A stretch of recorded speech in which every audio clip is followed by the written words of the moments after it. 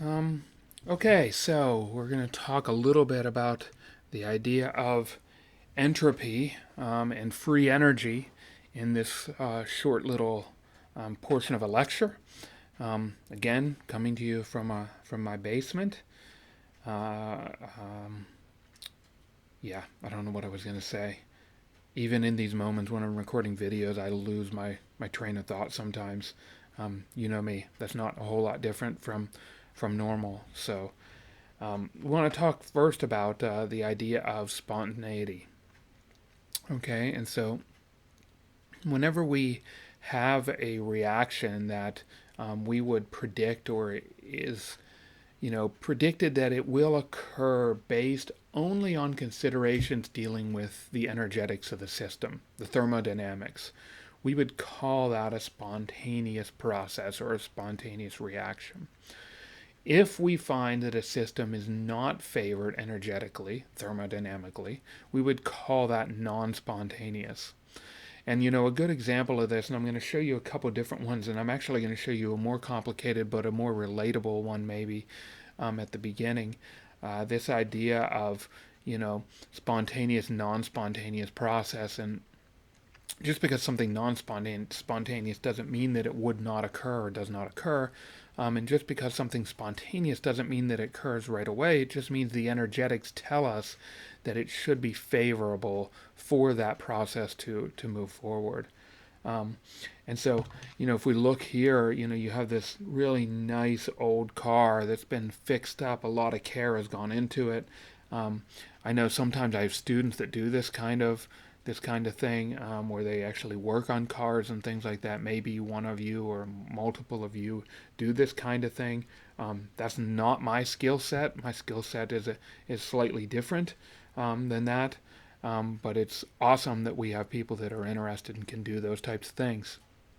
But here we have this car that's nicely fixed up. But if we let that thing sit out in the rain and we let it sit out in the backyard and we don't put it in the garage and we don't take care of it, it is going to move toward this condition over here, which is beat up and rusted and beaten down, no longer runs. And that process will happen naturally. It's a spontaneous process. We're moving from a high energy state to a lower energy state. That's a spontaneous process. However, to go from the beat up car to make it into something that's super fancy and super nice is not spontaneous. It just will not, it's not favored thermodynamically. It's not ever going to happen where we're going to have this automatically go to this without us adding a significant amount of energy and effort to get from here to there. And if you think about this even more simply, we can think about it in terms of, a ball at the bottom and the top of a hill. I just always like this example whenever we think about things that dealing with energetics. Mainly because we understand that if something is up high, it has a high amount of potential energy, and if something is down low, it has a low amount of potential energy. And so we can understand that ball on the top of the hill, if we give it even just a little push, it's just going to spontaneously or on its own roll to the bottom where it's going to have low energy. That's something that will happen spontaneously. And in fact, depending on what the hill is, you can put the ball on top and it will just roll without you even pushing it. Um, it just depends. But if we have a ball that's at the bottom of the hill, we would never predict that it will just make its way on its own back to the top. It just doesn't happen that way. There has to be some force that acts on that ball to move it to the top. And not only that, it has to add some energy to it in some form or another. And so, it gives us an idea of what this idea of spontaneous and non spontaneous actually means. And for us with chemical systems, we really have to think about this a little more in a little more complicated way than we have just thinking about heat and enthalpy. All right? In order to predict whether a chemical process is going to be spontaneous, we're going to have to understand not just enthalpy, but also entropy and free energy.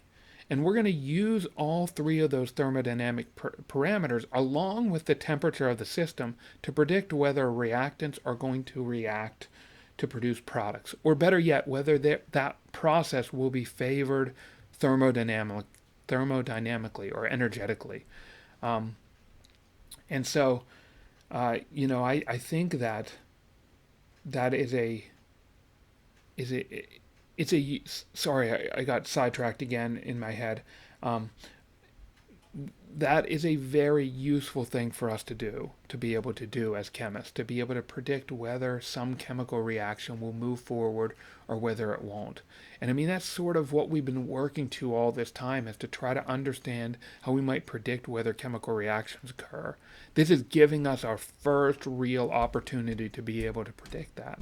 Um, and it's kind of, to me, that's kind of exciting that we're getting to the point where, you know, our work that we've done all of this time, all of this, 1.5 semesters, is culminating in, can we predict chemical reactivity? That's kind of cool, I think. Now, to get to this place where we can do that, we've got to understand entropy. And I'm going to tell you right now that your understanding of what entropy is probably not 100% correct.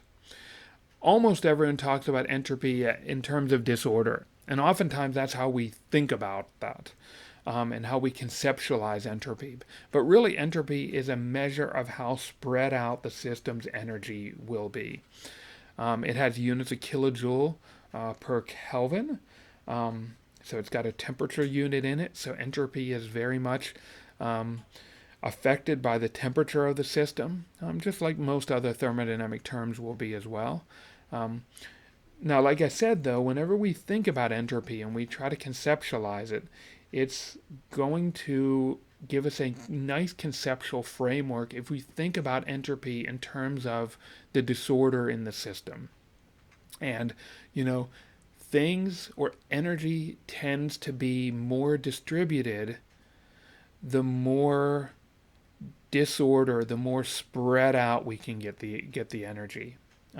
And so that's sort of where that idea of disorder comes from. It comes from the fact that things that are disordered will have the energy distributed in a much more even way than a system where there is not a lot of disorder. Um, and so you'll hear that very very commonly. People refer to entropy as disorder, and it really is. It's not that simple. And I don't want you to come away thinking about that. Now, just like whenever we were talking about enthalpy, measuring an enthalpy for a reaction or for a chemical system is not always the easiest thing to do. Being able to measure the enthalpy or the energy of a particular compound is kind of challenging. It is much easier to determine the difference in enthalpy between a series of reactants and a series of products. Entropy is the same way, and we're going to find free energy is the same way. Thermodynamic terms just tend to be easier to measure differences or changes in them as opposed to measuring them for a specific chemical compound. Those changes can sometimes be used to work backward and figure out what the entropy or the enthalpy or the free energy for a particular compound will be. But it's easier to measure the difference during a chemical process.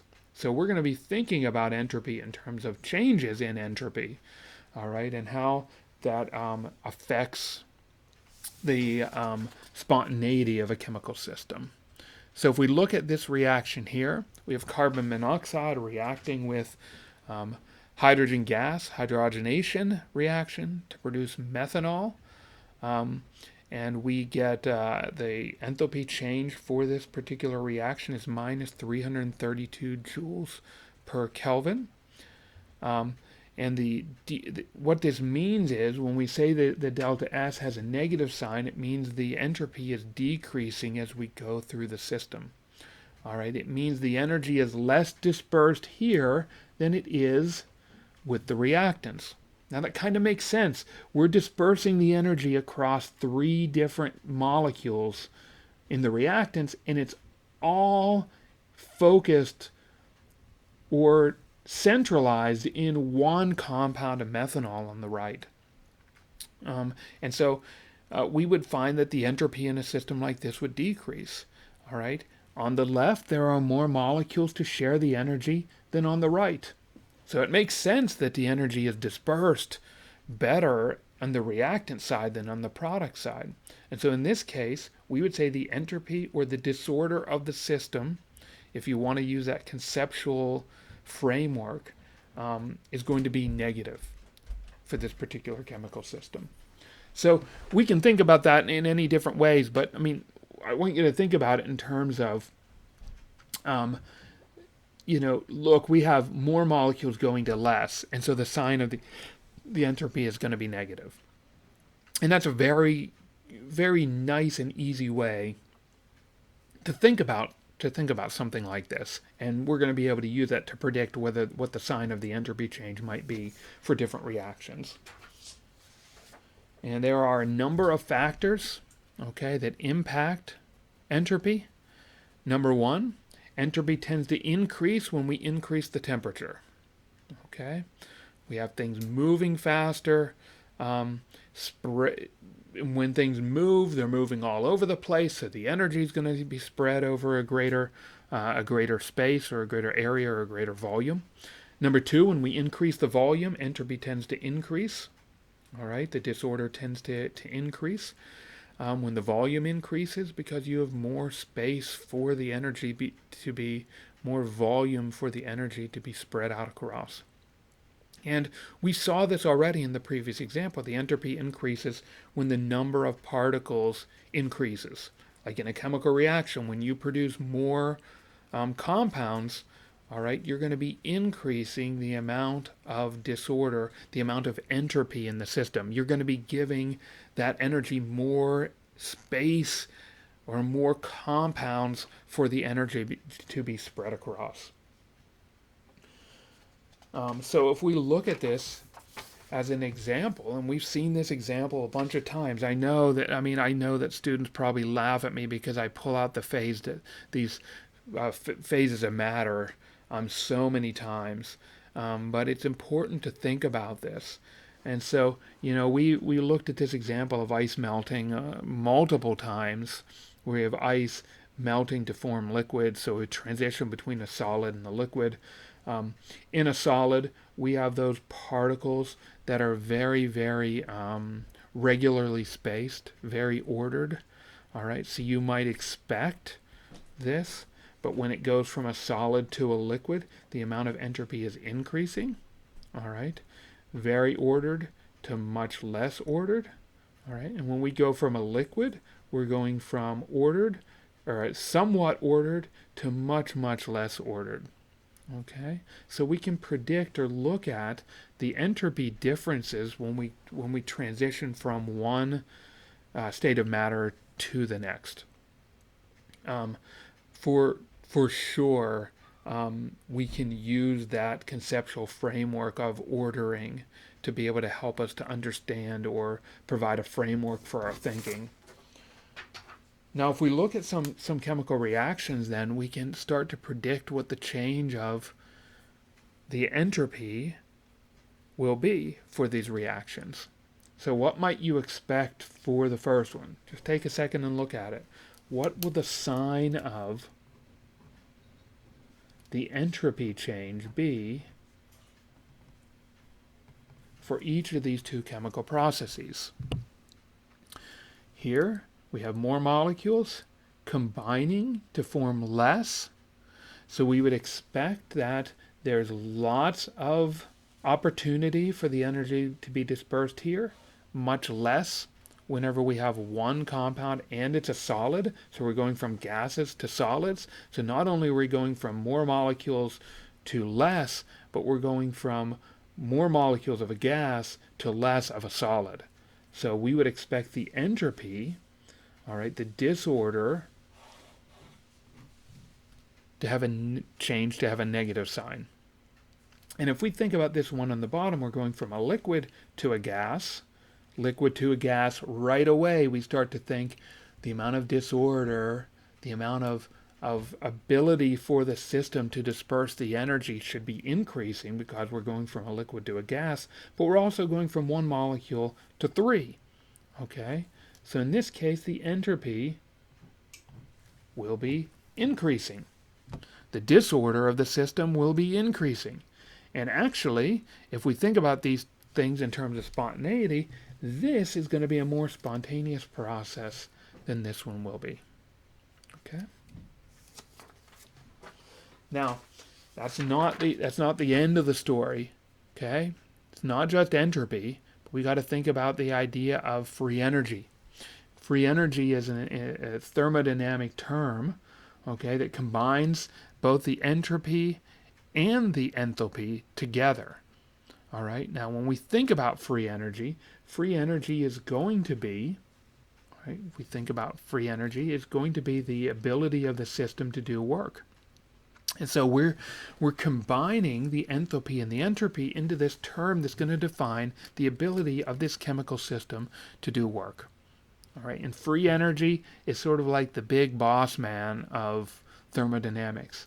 Really helps us to understand the spontaneity of the system because it takes into effect the energy of the products in the reactants and that ability of the system, or the change in the ability of the system to disperse the energy. Okay?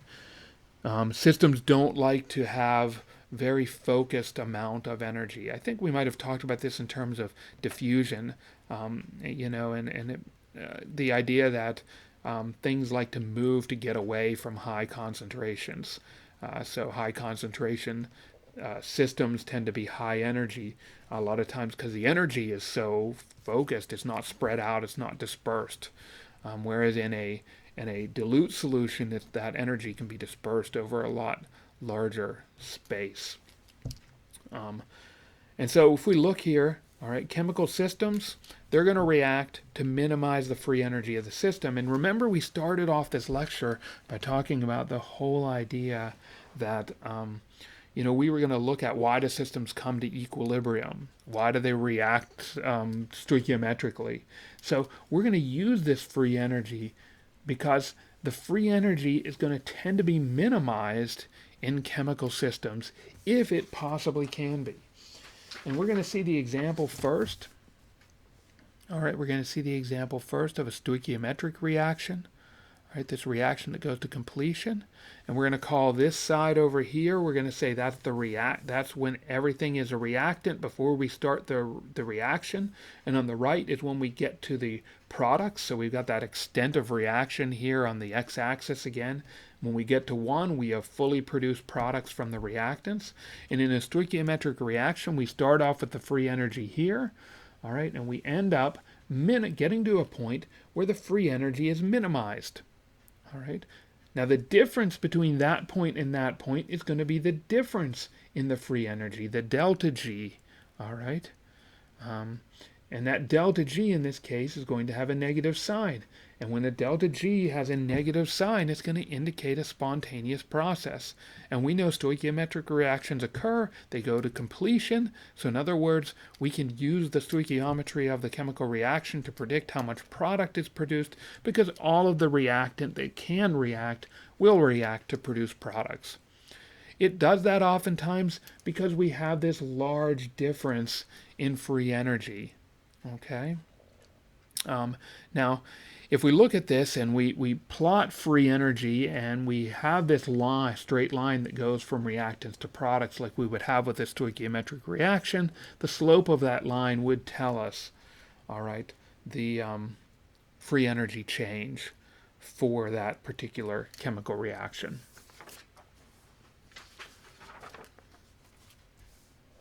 And so,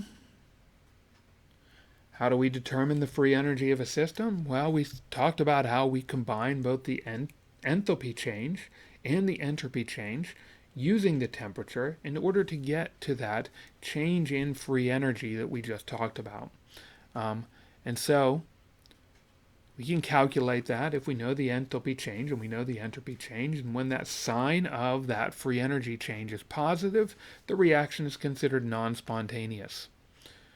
When the sign of that free energy change is negative, when we can go to a system that has less free energy than what we started with, well, that's what things in nature like to do. That's what chemical reactions like to do. So the reaction would be considered spontaneous. So again, we're going to be looking at those signs and trying to predict something about the chemical system based on the sign of that free energy change. We did that already with entropy and with enthalpy. All right. And then remember, not all reactions that we've dealt with this semester or in Chem 110, Chem 111 have been stoichiometric. We've spent the last number of weeks dealing with equilibrium, where things don't go completely to form products. Whenever we mix the two reactants together, we get a mixture of those two things. And, we talked about this idea of the reaction quotient. The reaction quotient would help us to predict whether the system was at equilibrium or how it might shift to get to equilibrium. And so we're going to think about that in terms of this. How do we get to equilibrium from reactants and products? All right. Now, I'm going to tell you, I have no idea. I made this slide before and I left the title on it because the title says Bigfoot does exist. I have no freaking clue why I ever would have chose Bigfoot does exist as a title for this slide. But I left it because I think it's funny because I don't have any idea why I ever chose it. So anyway, I guess this is proving the existence of Bigfoot. I don't know what it is, but I found it funny, so hopefully you did too. And so what we want to look at here is we want to look at this situation where, maybe in this case we have the extent of the the extent of the reaction down here, and this side would be reactants and this side would be all products. And the system doesn't behave in the same way as the stoichiometric reaction, where there was just a straight line between the two as the free energy was lost. Okay, as we got to a point where the free energy was lower. There is not that straight line. I mean, you can draw it here, and you can say, okay, here's what the free energy change of the system is if we would go entirely, to the products. But in reality, that that free energy change is, from reactants to products is not really so important here because it predicts it would be spontaneous, but in reality we get this mixture of products and reactants. And the reason for that is that, both the reactants and the products tend to have a higher free energy than what the system what the system will have when it gets to equilibrium, which is this low point down here. So at this point right here, that's where Q is equal to K. That reaction quotient, all right, is equal to K. And so at that point, the system is at equilibrium, and it's got the lowest free energy of any point along this curve. And so the system wants to get to a point where the free energy is minimized. And so when it gets to that point where the free energy is minimized, when it gets to that ratio where that ratio of concentrations or pressures is equal to the equilibrium constant, well, when it gets to that point, that's the point where the free energy has been minimized. All right, it's at its lowest point. And so that's why we get to equilibrium. It stays there. It doesn't want to go back to a point where the free energy is higher because it doesn't want more free energy. It wants less. So it gets to that point. If we have a point here where we have more reactants than products, Q will be less than K. What happens? Well, reactants will react to produce some products to increase the value of Q until it gets to that equilibrium constant, and at that point it's at a minimum of free energy. So it stays there. It's happy. It's at its lowest free energy point, and so it wants to stay right at that spot. And if we have too much product, well then Q would be greater than K, so the system is going to shift to produce more reactants to lower the value of Q until it gets to K, to lower the free energy of the system until we get to that minimum point, at which point it will hang out there at equilibrium. And if we do something to perturb it, like we add some reactant or we add some product, it's going to shift to get the free energy back down to the minimum point. It's all about getting to that low point in energy. And we don't think about equilibrium a lot of times, or we haven't thought about it in terms of, how does that affect energy? But it's something that we need to think about, that we need to be able to understand is that equilibrium exists because the energetics of the system define what extent the reaction will go to. That's it. That's the whole piece, is that the energetics are defining this. When we go back and we look at, and I had to find, I'm throwing these papers all on the floor as I go through them. So you may have noticed me throwing the pieces of paper down on the floor just because it's easier to throw them out of the way. In this case, this goes to completion because the completion point is where the products have the lowest point, the lowest amount of free energy on that entire curve. And so it just goes the whole way to products. It doesn't stop in the middle. Not so simple with the equilibrium. All right, the equilibrium will stop some point in the middle because that's the place where the free energy is the lowest. Why is it like that? It's just because that's the way nature is. All right, that's the way some of the chemical compounds are. You just can't get below that. You just can't get around it. The energetics are defining it. All right, so I noticed that I'm way long in this video, so I've been talking for a long time. Take a little break after watching this one before to move on to the next one. Next one's going to be all about how do we calculate some of this stuff, and then how do we interpret it after we've calculated it.